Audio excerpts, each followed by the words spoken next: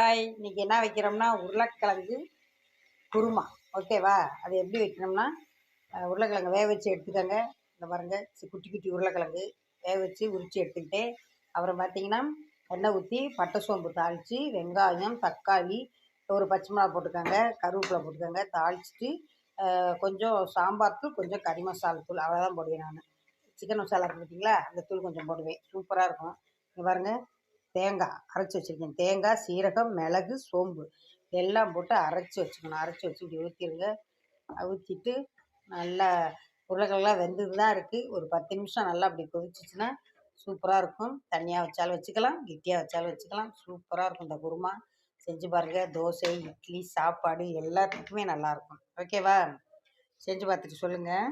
கொஞ்சம் மஞ்சத்தூள் போட்டுக்கோங்க. அவ்வளோதான், கொஞ்சம் மஞ்சத்தூள். ஓகே, ஈஸியாக ஒரு 10 நிமிஷம் தான். உருளைக்கிழங்கு வேக வச்சுட்டு, தக்காளி வெங்காயம்லாம் நறுக்கி வச்சுட்டு, எல்லாம் ரெடி பண்ணிட்டு போட்டோன்னு வச்சுக்கோங்க, அது சூப்பராக ஒரு குழம்பு ரெடி பண்ணிடலாம். அப்படியே கெட்டியாகவும் வச்சுக்கலாம், நீங்கள் தனியாக வேணாலும் வச்சுக்கலாம். சப்பாத்தி, தோசை, இட்லி, சாப்பாடு எல்லாத்துக்குமே நல்லாயிருக்கும். ஓகேவா? செஞ்சு பார்த்துட்டு சொல்லுங்கள். லைக் பண்ணுங்கள், சப்ஸ்கிரைப் பண்ணுங்கள், ஷேர்